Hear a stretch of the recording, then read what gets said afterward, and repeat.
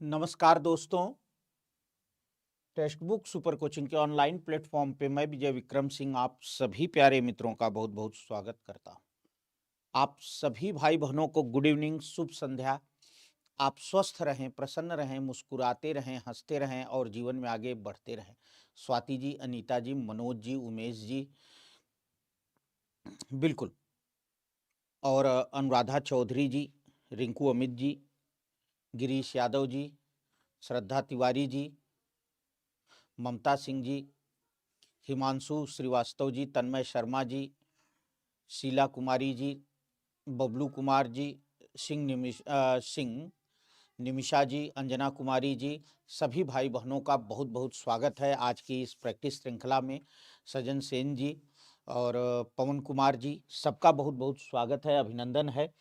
चलिए दोस्त, शुरू करते हैं आज की इस प्रैक्टिस श्रृंखला को।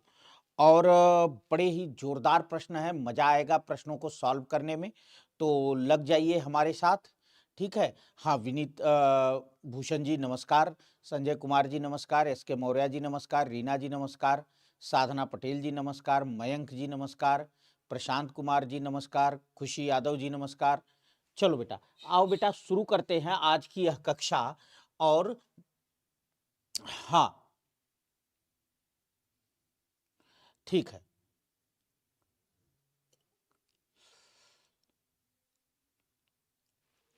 चलिए, कह रहे हैं कि आड़े दय आले वसन, जाड़े हु की रात, साहसु कई साहसु कई स्नेह बस सखी। आड़े दय आले बसन, जाड़े हु की रात, असाहसु कई स्नेह बस, साहसु कई स्नेह बस सखी सबय ढिग जात। ठीक, कह रहे हैं इसमें कौन सा विप्रलंभ श्रृंगार है? कौन सा विप्रलंभ श्रृंगार है? देखो बेटे, एक बात ध्यान रखना आप लोग कि श्रृंगार ऐसे आता है शुद्ध। तो कह रहे हैं आड़े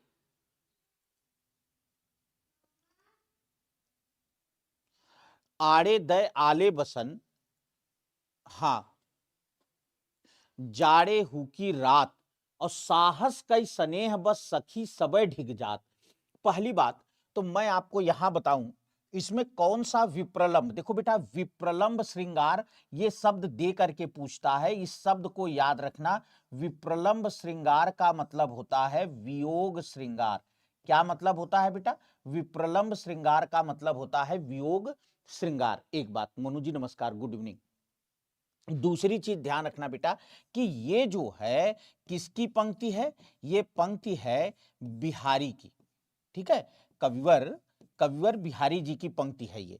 और अगर हम इसमें अलंकार की बात करें तो कौन बच्चा मुझे बताएगा? मैं देखूं कौन बालक मुझे बता रहा है कि इसमें अलंकार कौन सा है।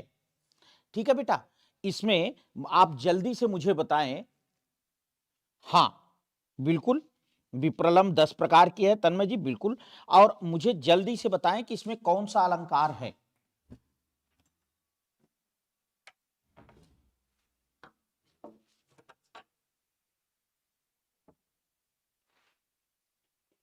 चलिए, हाँ, उत्प्रेक्षा ना, उमेश जी बिल्कुल गलत। हाँ, चलिए, और बताइए कौन बता रहा है, और बताइए बेटा। देखो बेटे, हाँ,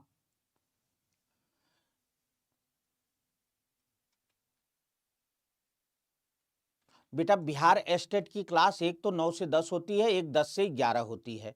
और आपके यहाँ आपके पास मैसेज आ जाना चाहिए, इसमें दिक्कत होनी ही नहीं चाहिए। मैसेज आ जाए और आप उसी क्लास को ज्वाइन कर लो। श्लेष अलंकार भी नहीं है बेटा। देखो, इसमें जो है ध्यान रखना, इसमें अलंकार होता है अत्युक्ति अलंकार। कौन सा अलंकार है? अत्युक्ति अत्युक्ति अलंकार। यह बात ध्यान रखना बेटा कि इसमें अत्युक्ति अलंकार है। हाँ, कोई बात नहीं खुशी जी, मैं बता दे रहा हूं, मानवीकरण भी नहीं है। हाँ मंजू जी नमस्कार। इसमें अत्युक्ति अलंकार है। बेटे अत्युक्ति अलंकार कहां होता है? अत्युक्ति अलंकार वहां होता है जहां किसी भी बात को, देखो अतिशयोक्ति और अत्युक्ति, इन दोनों को थोड़ा सा समझना बेटा, ये दोनों एक ही तरह के हैं।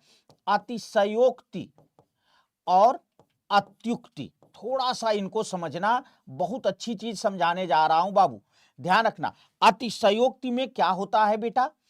किसी बात को, आप लोग अच्छी तरह से जान रहे हैं, किसी बात को बढ़ा चढ़ाकर कहा जाता है। अतिशयोक्ति में क्या होता है? किसी बात को बढ़ा चढ़ाकर कहा जाता है। लेकिन ध्यान रखना बेटे कि अत्युक्ति का मतलब है जब किसी बात को, जब किसी बात को इतना अधिक बढ़ा चढ़ा दिया जाए, इतना अधिक बढ़ा चढ़ाकर, जब किसी बात को इतना अधिक बढ़ा चढ़ाकर कहा जाए कि वह हास्यास्पद हो जाए, हास्यास्पद हो जाए, तब वहां अत्युक्ति अलंकार होता है। देखो अतिशयोक्ति बेटा अभी मुझे आज जानकारी नहीं है बेटा, होगी तो मैं कल बता दूंगा। हाँ बिल्कुल तन्मय जी, देखिए अतिशयोक्ति का मतलब होता है कि बात को बढ़ा चढ़ाकर कहा जाता है, लेकिन अत्युक्ति मतलब इतना ज्यादा बढ़ा चढ़ाकर कहा जाता है कि वो हंसी में हंसी का हो जाए ना, जो है। अब यहां ध्यान रखिए, जैसे मैं बताऊं आपको, कह रहे हैं आड़े दय आले वसन जाड़े हु की रात। आले का मतलब होता है बेटा गीला, आले का मतलब होता है गीला। तो आड़े दय आले वसन,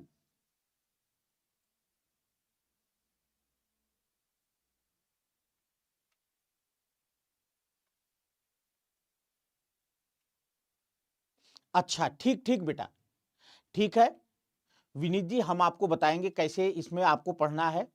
ठीक है, अब यहां मेरी बात ध्यान से समझना। नमस्ते दीपा जी, देखो बेटा ध्यान से समझना। आड़े दय आले वसन मतलब गीला वस्त्र का आड़ लेकर, गीला वस्त्र आगे करके जाड़े हु की रात, मतलब नायिका जो है वियोग में इतना तप रही है कि उसकी सखियां ठंडी की रात में गीला वस्त्र आगे करके उससे मिलने जा रही हैं कि कहीं उसके ताप से जल न जाए। हाँ प्रमोद जी नमस्कार। अब आप जरा सोचो बेटे, आप खुद सोच करके देखो कि मतलब अगर कोई व्यक्ति, किसी व्यक्ति का टेम्परेचर इतना बढ़ जाए तो क्या वो जिंदा बचेगा? अब आप जरा सोचो कि मतलब नायिका वियोग में इतनी तप रही है, इतनी तप रही है कि जाड़े की रात में उसकी सखियां उससे मिलने गीला वस्त्र आगे करके जा रही हैं। ये क्या है? हास्यास्पद हो गया। यहां इतना ज्यादा अतिशयोक्ति बना दिया कि हास्यास्पद हो गया, इसलिए ये अत्युक्ति है ना। इसी तरह से बिहारी जी का एक दोहा और भी आप लोगों ने पढ़ा होगा बेटे, इतियावत चली जात उत चली छसातक हाथ, चढ़ी हिंडोरे सिर है लगी उषा संसात। नायिका वियोग में इतनी दुबली पतली हो गई है कि सांस ले रही है तो 5-6 हाथ आगे चली जा रही है, और सांस छोड़ रही है तो उसके धक्के से 5-6 हाथ पीछे चली जा रही है। और इस तरह से ऐसे लग रहा है मानो झूले पर सवार है, आगे पीछे आगे पीछे। तो भैया क्रिया प्रतिक्रिया का नियम क्या हमें कोई यूरोप वाला बताएगा? बिहारी ने तो पहले ही बता दिया क्रिया प्रतिक्रिया का नियम। भाई जो चीज जितनी गति से आगे जाएगी उतनी गति से पीछे धक्का देगी, ये तो बिहारी ने पहले ही बता दिया था क्रिया प्रतिक्रिया का नियम। तो ये अत्युक्ति है। अब भाई अगर इतना दुबला पतला कोई हो जाए यार कि सांस लेने में 5-6 हाथ खींच के आगे जाए, सांस छोड़े तो उसके धक्के से 5-6 हाथ, तो खत्म ही है। तो ये अत्युक्ति है। तो अत्युक्ति और अतिशयोक्ति समझ में आया। अतिशयोक्ति का मतलब बढ़ा चढ़ाकर कहना, पर अत्युक्ति का मतलब इतना ज्यादा बढ़ा चढ़ाकर कहना कि बात बिल्कुल हास्यास्पद हो जाए। समझ में आ गया सबको? अब यहां खैर पूछ नहीं रहे, पर मैंने आपको बता दिया, ये नोट कर लो बेटा। दूसरी चीज है पूर्वराग, मान, प्रवास, करुण। जल्दी बताना बेटा, जल्दी बताना। पूर्वराग मान प्रवास करुण, कह रहे हैं कि इसमें जो है कौन सा मतलब वियोग श्रृंगार का कौन सा रूप है। तो देखो बेटे, पूर्व राग वहां होता है जहां पहले का प्रेम, पूर्व माने पहले, राग माने प्रेम, मतलब जहां पहले का प्रेम हो। ठीक। मान वहां होता है जहां रूठा रूठी हो गई हो। करुण का मतलब यह है दुख, और प्रवास वहां होता है जहां नायक नायिका एक दूसरे से अलग हो गए हों, तो यहां प्रवास होगा। क्लियर है, प्रवास होगा। चलो देखो भाई, आज हमें केवल एक चीज चाहिए, आज हमें संख्या 200 चाहिए, बस एक साफ बात, संख्या हमें 200 चाहिए आज। अब आप कैसे करोगे आप जानो, शेयर कितना करोगे आप जानो। प्रवास क्लियर हो गया सबको एकदम। चलो, बहुत अच्छा क्वेश्चन था बेटे, नोट कर लेना। बरदंत की पंगत कुंद कली, अधराधर पल्लव खोलन की, चपला चमक घन बीज जगै, छवि मोती न मालय मूलन की, घुंघराली लटै लटकै मुख ऊपर, जो है घुंघराली लटै लटकै मुख ऊपर। अब आगे तो भूल गए, पता नहीं, अब देखिए ध्यान नहीं आ रहा ना। लास्ट में आता है, न्यौछावर प्राण करें तुलसी, बलि जाऊं ललाइन बोलन की, है। तो चलो, कह रहे हैं कि इसमें कौन सा वात्सल्य है, संयोग वात्सल्य, वियोग वात्सल्य, शांत रस, श्रृंगार रस, कौन सा रस है। तो देखो बेटे, आप लोग अच्छी तरह से जानते हैं कि बरदंत की पंगत कुंद कली, अधराधर पल्लव खोलन की, चपला चमक घन बीज जगै, छवि मोती न मालय मोलन की। ना, प्रभु श्री रामचंद्र जी के बाल रूप का वर्णन है। किसका वर्णन है, बाल रूप का वर्णन है मेरे हीरो हीरालाल। और बाल रूप का वर्णन है तो वात्सल्य, और यहां जो है वात्सल्य रस होगा। ठीक है, और याद रखना संयोग वात्सल्य है, क्योंकि प्रभु छोटे हैं, मां पिता साथ हैं ना। डी कौन कह रहा है, श्रृंगार रस, श्रृंगार रस का, अरे कामनी जी मेरे प्यारे बच्चे, श्रृंगार रस प्रेमी प्रेमिका में होता है, माता पुत्र में श्रृंगार रस नहीं होता है बेटा। ठीक है भैया, हाँ ठीक है। तो जो भी डी वाले हैं मेरे जो है, हाँ मैं चेक करके बता दूंगा बेटा, मैं चेक करके बता दूंगा। देख लो भाई, आप लोगों में से ही कोई बता दो कि जो है एस्टेट के अप्लाई एप्लीकेशन वो फॉर्म भरने की डेट बढ़ गई है कि नहीं बढ़ गई है। ठीक है गौरव जी नमस्कार, ठीक है बता दो भाई जिसे पता हो। तो समझ गए बेटा, तो यहां वात्सल्य रस है क्योंकि बालक राम का वर्णन है। ठीक है बेटा, और राम का, भगवान राम के बचपन का, बिल्कुल डॉली जी, वर्णन है, और उसमें भी एक जगह ही है माता पिता। अच्छा बढ़ गई है बेटा, बढ़ गई है, चलो भाई फिर बनाओ। अच्छा 2 जनवरी थी, नहीं अब तो बढ़ गई होगी, 7 जनवरी हो गई है, लो बता दिया भैया लोगों ने। हाँ पवन जी ने भी, और टीचिंग टेक्निक्स क्या आपने भी बता दिया, 7 जनवरी हो गई। चलो भैया, पीजी नहीं है तो भर सकते हैं भाई। देखो अब अगर आप पीजी नहीं है तो इसमें तो बीए वाला भी तो है, भर सकते हैं। ठीक है बेटा, चलो अगला क्वेश्चन देखो बाबू, निम्न में कौन सी ब्रज भाषा की उपबोली नहीं है। निम्न में कौन सी ब्रज भाषा की उपबोली नहीं है। ठीक, चलिए, भुक्षा, अंतर्वेदी, भरतपुरी, बनाफरी। बच्चन जी नमस्कार।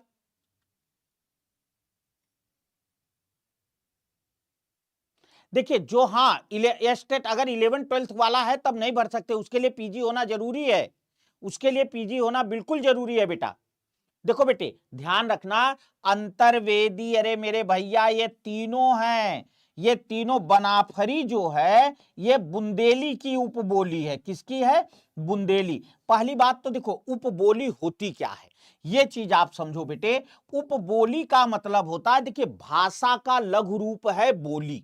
ऐसे आप समझो, भाषा, भाषा का लघु रूप जो है, लघु रूप है बोली, और बोली का लघु रूप है, बोली का लघु रूप है उपबोली।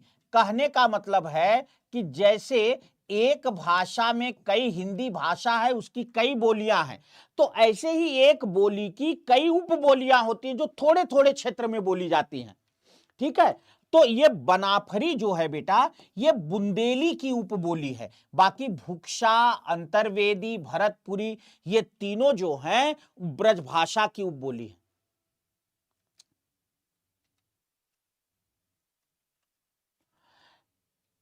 ठीक है बेटा, बीएड हिंदी से किया है पर पीजी समाजशास्त्र से हूं। नहीं, हिंदी पीजीटी वाला कैसे भर सकते हैं बेटा, नहीं दे सकते बाबू, राघव जी नहीं दे सकते, उसके लिए हिंदी एमए होना जरूरी है। चलो आगे बढ़ते हैं।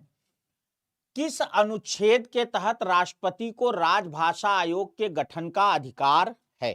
कह रहे हैं कि राष्ट्रपति को राजभाषा के आयोग का गठन करने का अधिकार किस अनुच्छेद के तहत है? देखिए, आप लोगों ने जाना होगा कि राष्ट्रपति को यह अधिकार है, राष्ट्रपति प्रत्येक 5 वर्ष बाद, राष्ट्रपति प्रत्येक 5 वर्ष बाद राजभाषा आयोग का गठन कर सकता है। प्रत्येक 5 वर्ष बाद राजभाषा आयोग का गठन कर सकता है, एक बात। दूसरी बात ध्यान रखना बेटे, इसी के तहत देखो 26 जनवरी 1950 को संविधान हमारा लागू हुआ। अब 5 साल अगर हम इसमें जोड़ें तो 1955, इसी के तहत 1955 में प्रथम राजभाषा आयोग, अब कभी नहीं भूलोगे बेटा ना, प्रथम राजभाषा आयोग कभी नहीं भूलोगे मेरे बच्चे ना, प्रथम राजभाषा आयोग गठित किया गया था। ओके, और इसके अध्यक्ष थे, इसके अध्यक्ष थे बीजी खेर। कौन थे बेटा? बीजी खेर। ठीक है, तो अनुच्छेद 344, अनुच्छेद 300, संख्या तो मैंने भी नहीं देखा कभी यार प्रमोद जी, अच्छा क्वेश्चन आपने दिमाग में दिलाया, मैं नोट कर लेता हूं यार, बढ़िया क्वेश्चन याद दिलाया प्रमोद जी ने भाई, इस पर तो मैंने भी कभी गौर नहीं किया यार, कोई बात नहीं, मुझे नोट कर लेने दीजिए।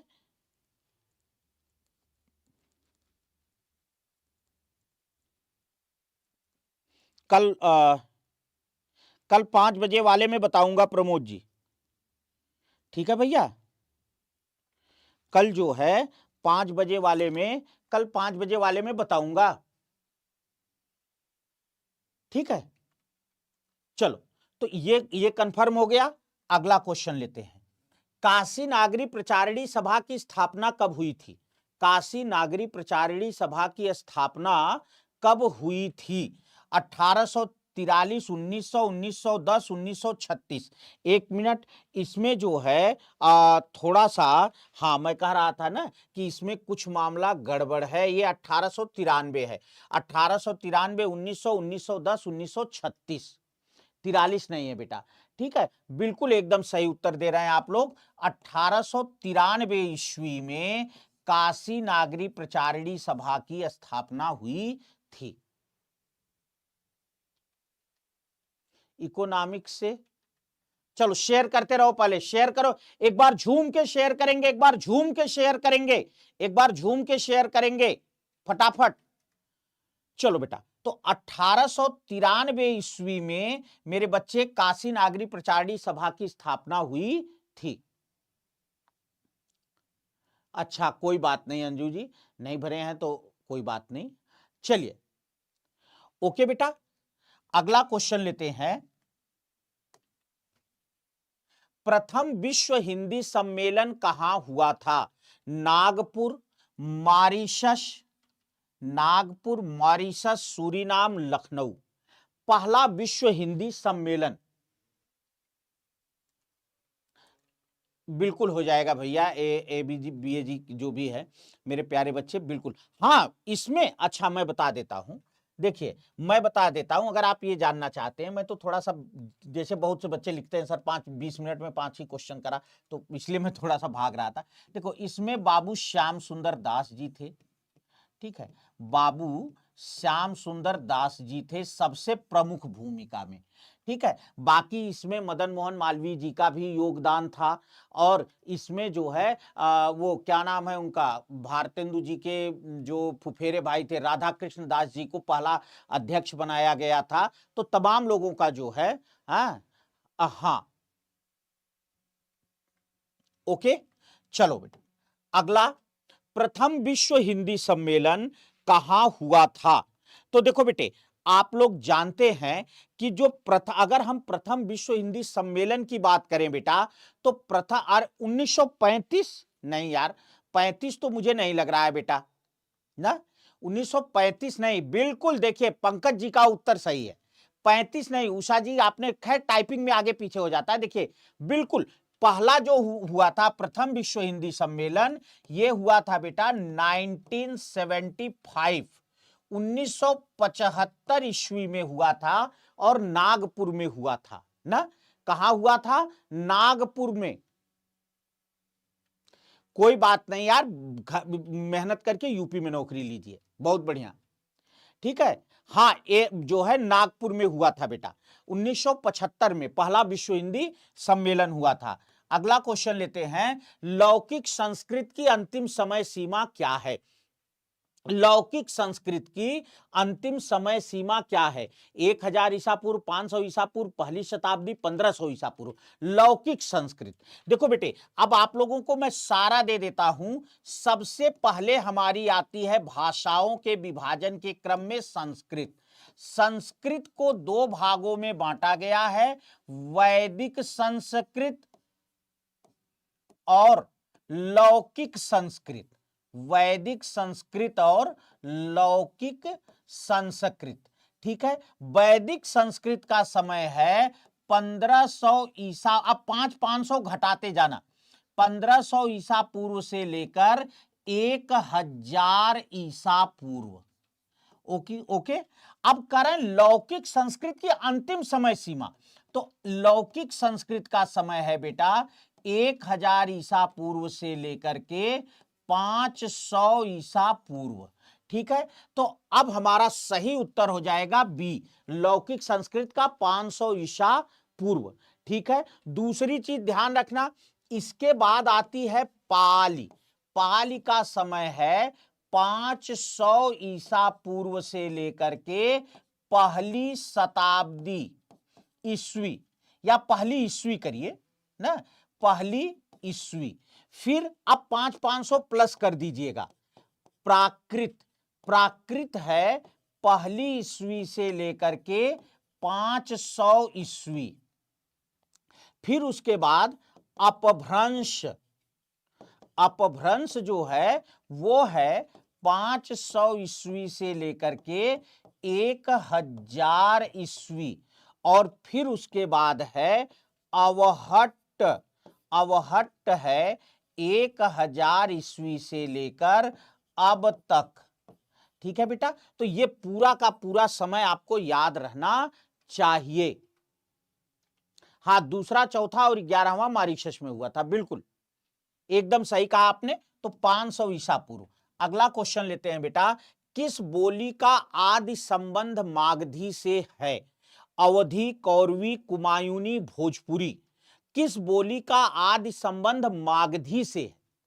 अच्छा क्वेश्चन है, क्वेश्चन को थोड़ा सा अलग तरह से घुमाया है, करें किस बोली का आदि संबंध जो है वो मागधी से है। अच्छा पहली बात तो मागधी, हाँ 1000 से 500 ईसा पूर्व, बिल्कुल सही है भाई। लौकिक का समय वही तो हमने भी बताया है, 1000 ईसा पूर्व से 500 ईसा पूर्व, तो उसका अंतिम समय जो है वो 500 ईसा पूर्व होगा, है। अब यहीं पढ़ो बेटा।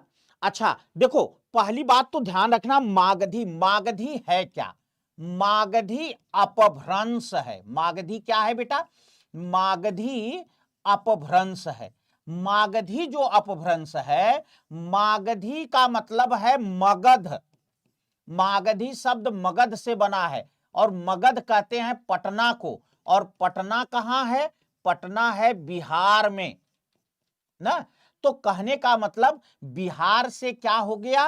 मागधी अपभ्रंश से बिहारी हिंदी। याद हो गया? रटना नहीं है ना। बिहारी हिंदी ध्यान रखना। पटना बिहारी हिंदी। अब इसके बाद बिहारी हिंदी की 3 बोलियां हैं। कौन कौन सी हैं बेटा? भोजपुरी है, मगही है और मैथिली है। ठीक है, तो अब यहां जो हमारा विकल्प है, हमारे विकल्प में भोजपुरी सही है।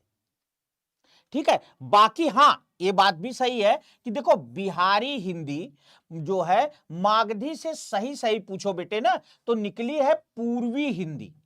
पूर्वी हिंदी। और पूर्वी हिंदी जो है तो ये पूर्वी हिंदी जो है हमारी, सॉरी बिहारी हिंदी है, क्षमा करें। अब यहां से जो हमारी निकली है बिहारी है, उड़िया है, असमिया है, बंगला है, ये सब हैं बेटा। अब यहीं पढ़ा रहे हैं बाबू, यहीं पढ़ा करो बेटे। हाँ ठीक है, तो अब यहां जो है बेटा भोजपुरी हमारी केवल एक है। ठीक, चलो देखो अवधि जो है, अवधि का संबंध अर्धमागधी से है। किससे है बेटा? अवधि का संबंध अर्धमागधी से है। कौरवी का संबंध जो है सौरसेनी से है। कौरवी कहते हैं खड़ी बोली को, याद रखना बेटा, कौरवी कहते हैं खड़ी बोली को। ठीक, कुमायूनी गढ़वाली इसका संबंध जो है खस अपभ्रंश से है, पहाड़ी हिंदी। ओके, अगला क्वेश्चन लेते हैं बाबू। संविधान की 8वीं अनुसूची में स्थान पाने वाली हिंदी की एकमात्र बोली है। बहुत अच्छा क्वेश्चन है। कह रहे हैं संविधान की 8वीं अनुसूची में स्थान पाने वाली हिंदी की एकमात्र बोली कौन सी है? बताना बेटा। चलो कौन सी है? ब्रज है, भोजपुरी है, मैथिली है, अवधी है? मैथिली। क्या बात है, क्या बात है, एकदम सही कहा है आपने कि संविधान की 8वीं अनुसूची में मैथिली ही एक ऐसी बोली है बेटे। हिंदी की बोलियों में, हिंदी की बोलियों में मैथिली ही एकमात्र ऐसी बोली है जो संविधान की 8वीं अनुसूची में स्थान पाई है। और 8वीं अनुसूची में वर्तमान में कितनी बोलियां हैं ये बता दीजिए बेटे। 8वीं अनुसूची में वर्तमान में कितनी बोलियां हैं ये भी बता दीजिए। हां, बोडो, डोगरी, मैथिली और संथाली। मैथिली थी, बोडो, डोगरी, मैथिली और संथाली। 22, बिल्कुल, इसमें वर्तमान में 22 बोलियां हैं। अच्छा, एक बात और, संविधान बनने के समय, संविधान बनने के समय 8वीं अनुसूची में कितनी बोलियां थीं? संविधान बनने के समय 8वीं अनुसूची में कितनी बोलियां थीं ये बता दीजिएगा। 17। 17 नहीं भैया, वीरेंद्र जी का उत्तर सही, प्रमोद जी का उत्तर सही, शिखा यादव जी का उत्तर सही है। ठीक है, तन्मय जी का भी, और अब सबका उत्तर सही है 14। तो ये ध्यान रखना बेटे कि जब संविधान बना था उस समय 8वीं अनुसूची में 14 बोलियां थीं। वर्तमान समय में 8वीं अनुसूची में 22 बोलियां हैं। ओके, और शेयर नहीं कर रहे हैं सब लोग। मैंने कहा था आज 200 पहुंचना, 163 पहुंच के नीचे को लौट आए। आगे चलो। अर्थ के आधार पर वाक्य का भेद है। सरल, विस्मयादिबोधक वाक्य, संयुक्त वाक्य, मिश्र वाक्य। करें अर्थ के आधार पर। हाँ, 71वें संविधान संशोधन में जोड़ी गई है नेपाली, मणिपुरी, कोंकणी, बिल्कुल तमाम जो है अर्थ के आधार पर वाक्य का भेद है। सरल वाक्य, विस्मयादिबोधक वाक्य, संयुक्त वाक्य, मिश्र वाक्य। देखो बेटे, पहली बात तो ध्यान रखना, अर्थ के आधार पर। अब यहां पहले समझो, देखो आपको एक ट्रिक बता रहा हूं, ट्रिक नोट करो बहुत जोर। 1 2 3 4 5 6 7 8, अर्थ के आधार पर 8 भेद हैं। कौन कौन से हैं? 8 ही तो होते हैं। चलो मैं देख लेता हूं। देखो, इसमें हमारा एक है, हां, विधिवाचक वाक्य, विधिवाचक वाक्य, निषेधवाचक वाक्य, आज्ञार्थक वाक्य, इच्छावाचक वाक्य,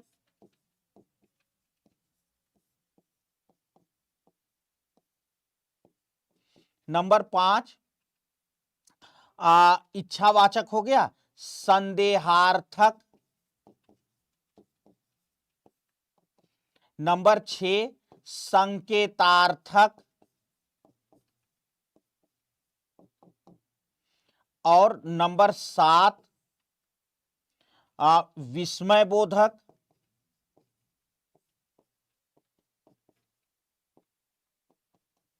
ठीक है, विधिवाचक, निषेधवाचक, हाँ प्रश्नवाचक एक छूट गया था बेटा, ऊपर ही लिखना चाहिए था, पर कोई बात नहीं, प्रश्नवाचक। तो यही हमारे 8 भेद हैं। तो देखो कितना बढ़िया ट्रिक दिया मैंने ना। चलो बढ़ा देंगे, कोई बात नहीं है प्रमोद जी, क्वेश्चन का लेवल बढ़ा देंगे, हाँ कोई दिक्कत नहीं है। देखो, अर्थ के आधार पर, वैसे मेरी एक बात ध्यान रखना प्रमोद जी, कहीं भी आप व्याकरण पढ़ोगे इससे बहुत कठिन क्वेश्चन नहीं आते, और हर बार उतने कठिन हम लाएं कहां से लाएंगे भाई ना। तो इसलिए प्रश्नों का स्तर थोड़ा कम ज्यादा, किसी में तद्भव तत्सम विलोम वाला पोर्शन ज्यादा हो गया, किसी में व्याकरण ज्यादा हो गया, करके मामला यही रहता है। नहीं, डेली नहीं होती है बेटा, ये क्लास होती है सोमवार, मंगलवार, बुधवार और जो है शुक्रवार, हफ्ते में 4 दिन। कल नहीं होगी, सोमवार, मंगलवार, बुधवार, शुक्रवार, हफ्ते में 4 दिन होती है, ध्यान रखना बेटा, ठीक है। चलो आगे, तो अर्थ के आधार पर विस्मयवाचक मिल गया यहां। अगला क्वेश्चन लेते हैं बाबू, प्रत्यार्पण शब्द में उपसर्ग है प्रति प्रत्यय पर, प्रत्यार्पण शब्द में कौन सा उपसर्ग है? जल्दी बताना बेटा, चलो शेयर करते रहो यार, सब लोग शेयर करो। देखो, प्रत्यार्पण, प्रत्यार्पण बनता है प्रतिधन अर्पण से। किससे बनता है बेटा? प्रतिधन अर्पण, तो प्रति इसमें उपसर्ग है, ठीक है। और अगर हम संधि की बात करें तो यण संधि है, स्वर संधि है, और स्वर संधि में भी यण संधि है। क्लियर है सबको? अगला क्वेश्चन लेते हैं बेटा, निम्न में भाववाच्य से संबंध वाक्य है, भाववाच्य से संबद्ध वाक्य है। सर्दियों में रोज नहाया नहीं जाता, सही बात है, बिल्कुल सही बात है। किसने कहा रोज नहाना? कौन सी जो है हाँ सही है। अब भाई सर्दियों में रोज नहाए तो फिर गर्मियों में क्या करे? सही है कि नहीं? सर्दियों में रोज नहाए तो गर्मियों में क्या करे? अब बढ़िया कपड़े बदलो, स्प्रे मारो, काम खत्म। चलो, वृद्ध आराम से बैठ नहीं सकता। देखो एक बात ध्यान रखना, कौन बैठ नहीं सकता? वृद्ध। तो यहां बैठने का काम वृद्ध कर रहा है, वृद्ध करता है, और कर्ता के बाद से या के द्वारा नहीं लगा, इसका मतलब इसमें कर्तृवाच्य है। कौन सा वाच्य है बेटा? कर्तृवाच्य। इसमें कौन सा वाच्य है? कर्तृवाच्य। लोग खुलकर हंस रहे थे। लोग, कौन खुलकर हंस रहे थे? लोग। तो लोग हंसने का काम कर रहे हैं, तो लोग कर्ता है और हंसना क्रिया है, कर्ता के बाद से या के द्वारा नहीं लगा है, तो कर्तृवाच्य। अब रामचरितमानस ग्रंथ तुलसीदास द्वारा लिखा गया। अब यहां तुलसीदास द्वारा, तो द्वारा लगते ही ना, द्वारा लगते ही तुलसीदास जी गौण हो गए। समझ रहे हैं ना भाई? जैसे ही, पर क्या लिखा गया? रामचरितमानस। तो यहां लिखने का प्रभाव रामचरितमानस पर है, तो कर्म है। और अगर कर्ता गौण हो गया तो कर्म है, तो कर्म प्रधान हो जाएगा।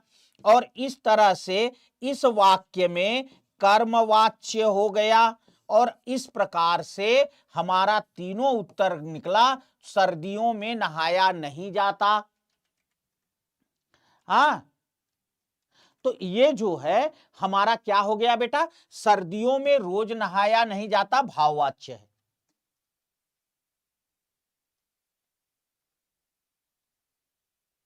ठीक। अगला क्वेश्चन है बाबू, दोहा के प्रथम चरण में कितनी मात्राएं होती हैं?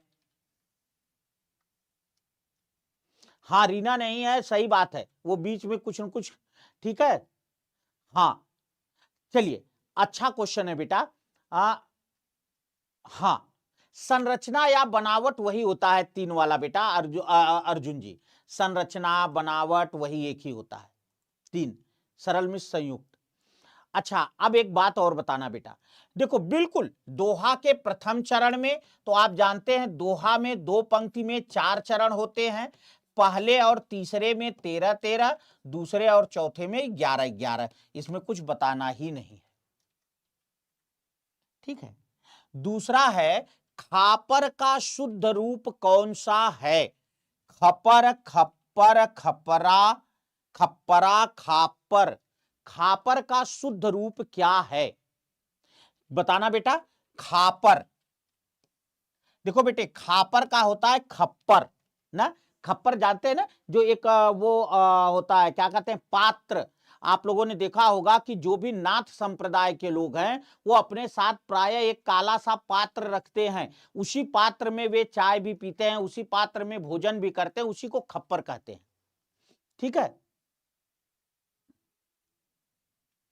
अगला क्वेश्चन है बेटा, भीष्म पितामह ने आजीवन शादी न करने का प्रण लिया।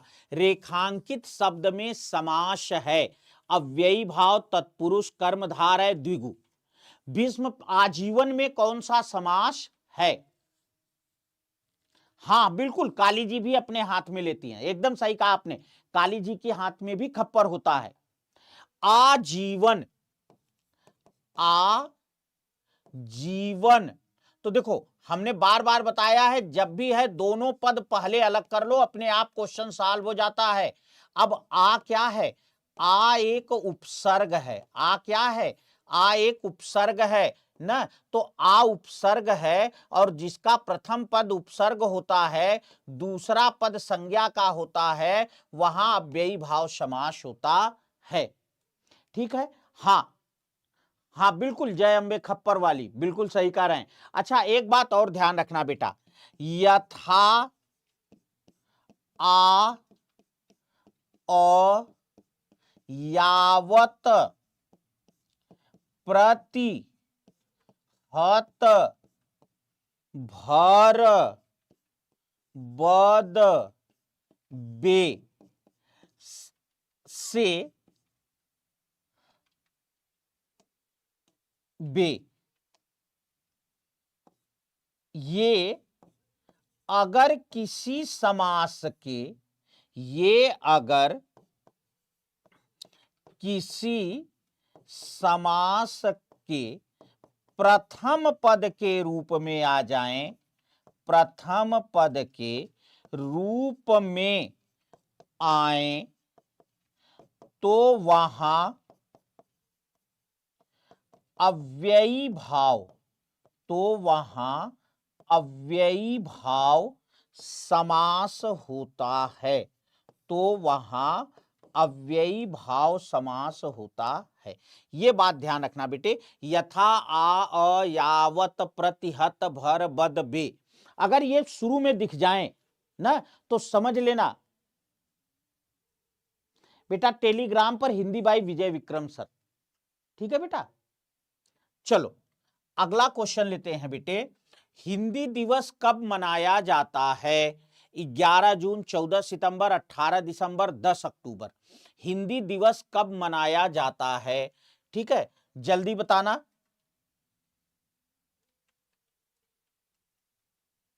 हिंदी दिवस कब मनाया जाता है? देखो बेटे बिल्कुल 14 सितंबर 1949 ईस्वी को अनुच्छेद 343 भाग 1 के अनुसार, अनुच्छेद 343 हिंदी को अनुच्छेद 343 भाग 1 के अनुसार राजभाषा का दर्जा मिला। किसका दर्जा मिला बेटे? राजभाषा का दर्जा मिला। राजभाषा माने सरकारी कामकाज की भाषा। तो इसलिए हम 14 सितंबर को प्रत्येक वर्ष हिंदी दिवस मनाते। बिल्कुल एकदम मैं पूछने जा रहा था, सीमा जी ने उससे पहले उत्तर दे दिया, सोनी जी ने भी उत्तर दे दिया। बेटा आपका आने वाला है 10 जनवरी को विश्व हिंदी दिवस। 10 जनवरी को विश्व हिंदी दिवस, 10 जनवरी को विश्व हिंदी दिवस मनाया जाता। ओके, चलो अगला क्वेश्चन लेते हैं बेटा। किस विकल्प में द्वंद्व समास नहीं है? किस विकल्प में द्वंद्व समास नहीं है? दाल भात, भूत प्रेत, शुभाशुभ, शुभागमन। देखो आप जान रहे हैं बेटा, दाल भात तो हो जाएगा दाल और भात। ठीक है, भूत और प्रेत, शुभ या अशुभ, शुभ या अशुभ। तो तीनों उत्तर सही है, इसका मतलब डी शुभागमन। शुभ है जो आगमन, शुभ है जो आगमन, शुभागमन।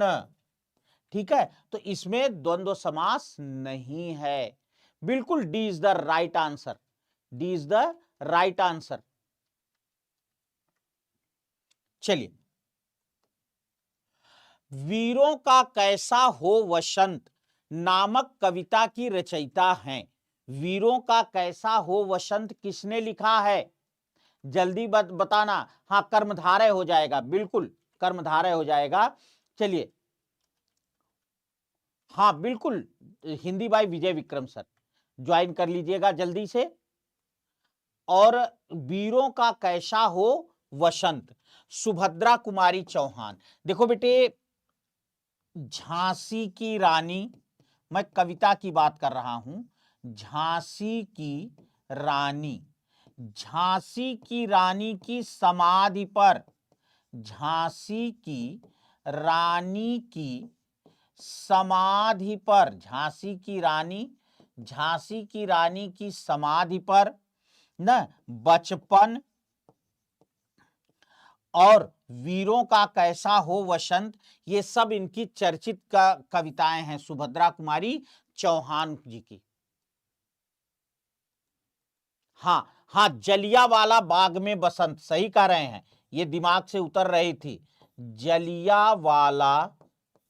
जलियावाला बाग में वसंत। और आप जानते हैं बेटा, सुभद्रा कुमारी चौहान जी और महादेवी वर्मा जी एक साथ ही पढ़ती थी प्रयाग विद्यापीठ में। प्रयाग विद्यापीठ में एक साथ पढ़ती थी दोनों लोग। सुभद्रा कुमारी चौहान जी जो थी वो महादेवी वर्मा जी से 1 साल सीनियर थी, 1 साल सीनियर थी। और जो है ये दोनों लोग 1 वर्ष तक एक साथ एक ही हॉस्टल में रहे थे।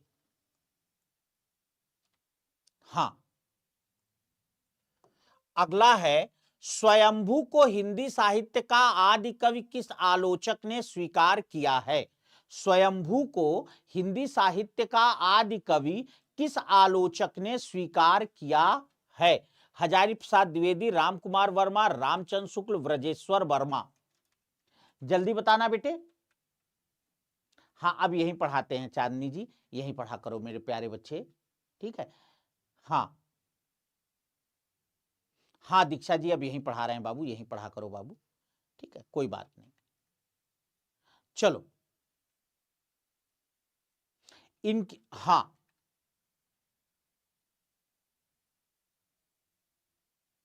बिल्कुल एकदम सही उत्तर आप लोग दे रहे हैं, राम कुमार वर्मा जी।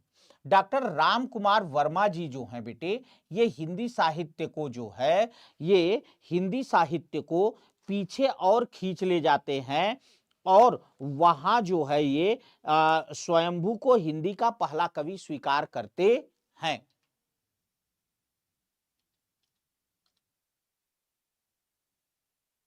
हाँ गांधी जी को दे दिया था, सही कह रहे हैं आप, एकदम सही कह रहे हैं बेटा। बस कोई और वो नहीं है बाबू, बस देखो परिवर्तन प्रकृति का नियम है, इधर या ये सब तो बहुत आम बातें हैं बेटे, ठीक है, कोई बहुत वो नहीं है बाबू, ठीक है, बहुत अच्छी आज सारी बातें हैं। तो चलो, डॉक्टर रामकुमार वर्मा स्वयंभू को देखिए, शुक्ल जी जो हैं आदिकाल का प्रारंभ मुंज और भोज के समय से मानते हैं। किसके समय से? मुंज और भोज के समय से। आप लोग जानते हैं कि जो है समय से मानते हैं। भोज के चाचा थे मुंज ना, भोज के चाचा थे कौन? मुंज। ठीक है बेटा, चलो अगला क्वेश्चन लेते हैं बाबू। किस विकल्प के सभी शब्द विशेषण से बने भाववाचक संज्ञा हैं? करें किस विकल्प के सभी शब्द जो है विकल्प विशेषण से बने भाववाचक संज्ञा हैं? देखो कुछ नहीं करना, ये क्या कह रहे हैं बेटा? विशेषण से बनी भाववाचक संज्ञा, तो सीधी सी बात है कि हम इनका मूल शब्द देखें ना, और जिनके सभी मूल शब्द विशेषण हो और प्लस वे शब्द भाववाचक संज्ञा भी होनी चाहिए, तो समझ लो वही उत्तर सही है। महत्व, सौंदर्य, प्राथमिकता। अब आप देखो, महत्व शब्द मनुजत्व मनुज से बना, पहले देखो सरल वाला पकड़ो, कठिन मत करो। मनुजत्व शब्द मनुज से बना है, और मनुज जो है विशेषण नहीं है, ये कट गया। छुटपन शब्द छोटा से बना है, ठीक है। लड़कपन शब्द लड़का, देखो प्रश्न सॉल्व करने का तरीका मैं बता रहा हूं, लड़कपन लड़का से बना है, लड़का विशेषण नहीं है, काम खत्म। धैर्य, ठीक है, धैर्य शब्द अपने आप में भाव है। गौरव, पशुता, पशु से बना है, और आप जान रहे हैं पशु जातिवाचक संज्ञा है, तो हमारा ए इज द राइट आंसर। देखो ये है इस प्रश्न को जल्दी सॉल्व करने का तरीका, सी कह रहे हैं। अरे छुटपन शब्द तो छोटा है, लड़कपन शब्द भाव विशेषण से बनी ना, तो लड़कपन शब्द लड़का से बना, लड़का कौन सा विशेषण है? लड़कपन कौन सा विशेष, लड़का कौन सा विशेषण है? सी कहने वालों, इतना सरल प्रश्न गलत इसीलिए मैं बार बार अलर्ट करता हूं कि सरल क्वेश्चन हड़बड़ाहट में गलत होंगे। मुझे एक चीज बताओ, लड़कपन, सी कहने वालों एक बात बताओ, लड़कपन शब्द लड़का से बना है, लड़का में पन प्रत्यय लगा है, और लड़का जातिवाचक संज्ञा है, लड़का कौन सा विशेषण है भाई?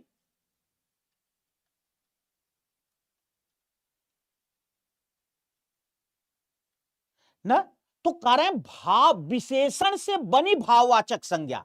अरे मेरे भाई ये देखो, अब कह रहे हैं कि सर भाव पूछा है, तो भाव पूछा है तो ये भी तो कह रहा है विशेषण से बनी भाववाचक संज्ञा, वो ये थोड़ी कह रहा है कि जातिवाचक संज्ञा से बनी भाववाचक संज्ञा, वो कह रहा है विशेषण से बनी भाववाचक संज्ञा।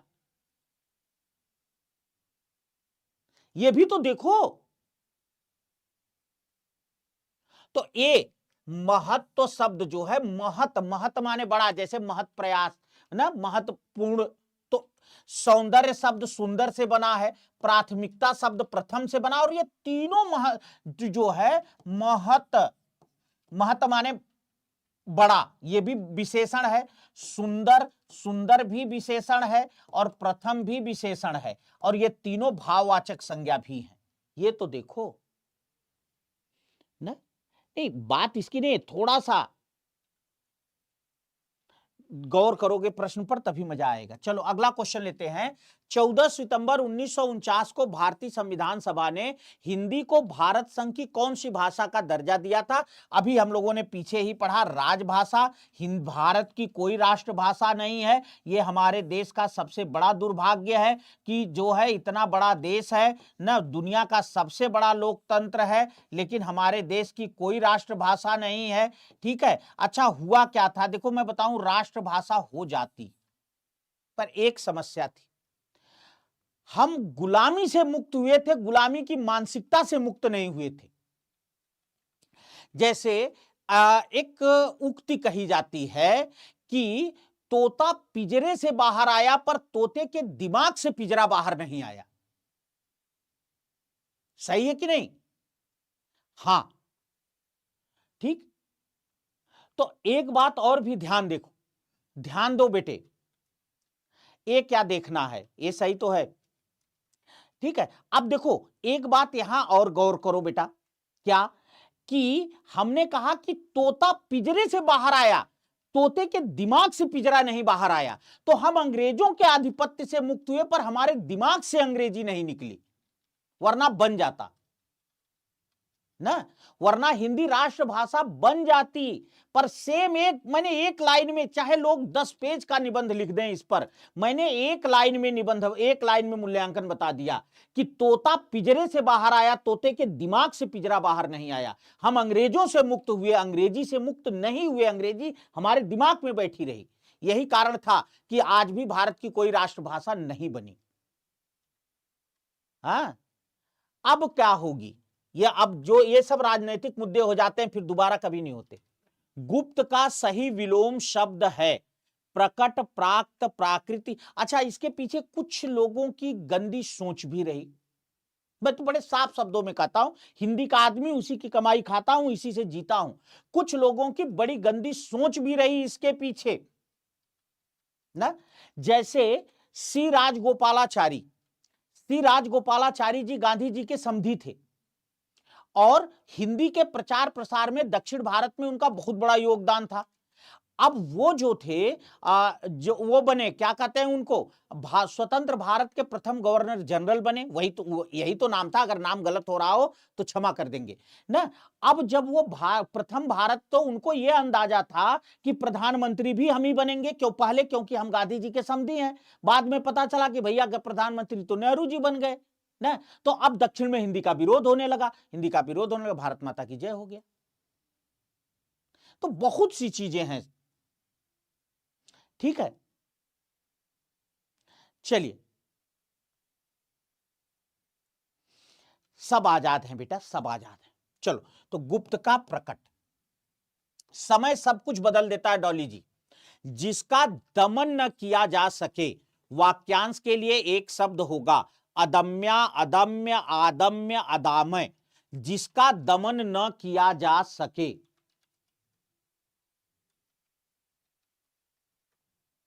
अच्छा शब्द है आपका, मतलब मैंने समझा नहीं,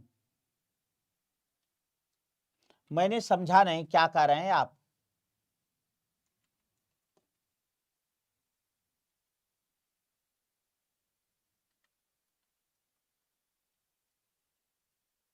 मैं समझा नहीं बेटा, स्पष्ट लिखिए तब समझ में आएगा।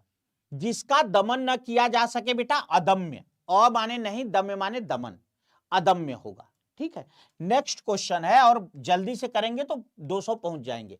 किस विकल्प में मुहावरे का भावार्थ गलत है? कन्नी काटना माने पैंच लड़ाकर पतंग काटना। हाँ यार, कन्नी कहते हैं उसको, पतंग को लोग कहते हैं नहीं, कन्नी लड़ा रहे हैं, कन्नी काटना, ठीक है। दूसरा है कान खड़े होना, सतर्क हो जाना। पत्थर की लकीर, अमिट या पक्की बात, सिर धुनना, पश्चाताप करना। जल्दी बताना बेटे। बिल्कुल करें, किस मुहावरे का अभावार्थ गलत है?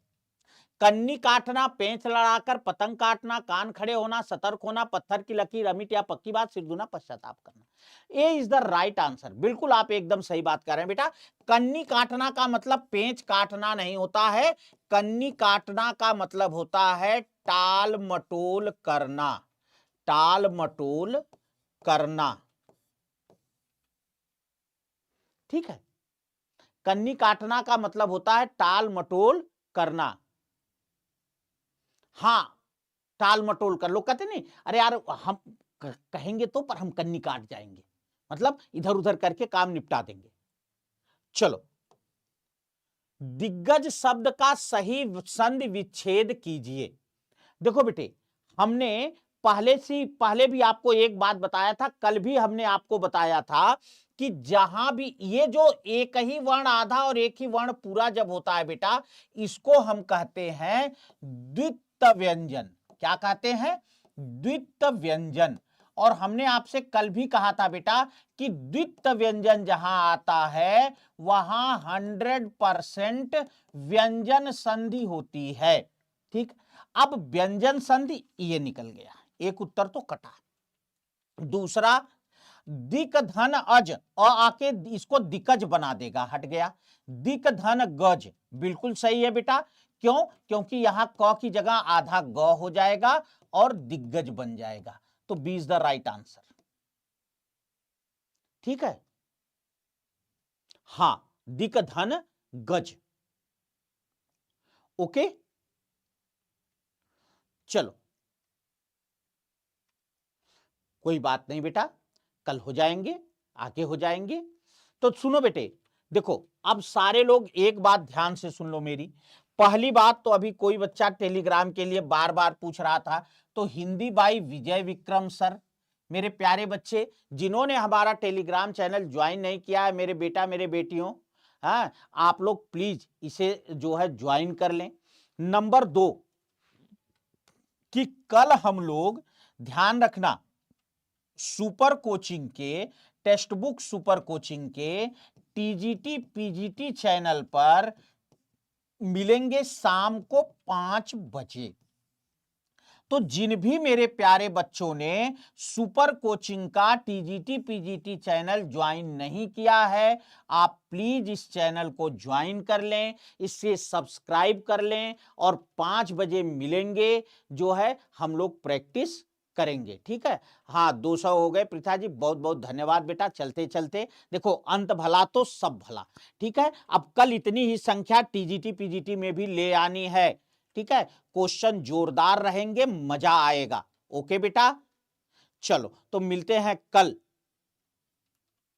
देखिए बच्चन जी कह रहे हैं जब माहौल बनता है तो जो है क्लास ही खत्म। अब टाइम होता है पूरे 1 घंटे हो गए, ठीक है। तो धन्यवाद बेटा, धन्यवाद बाबू।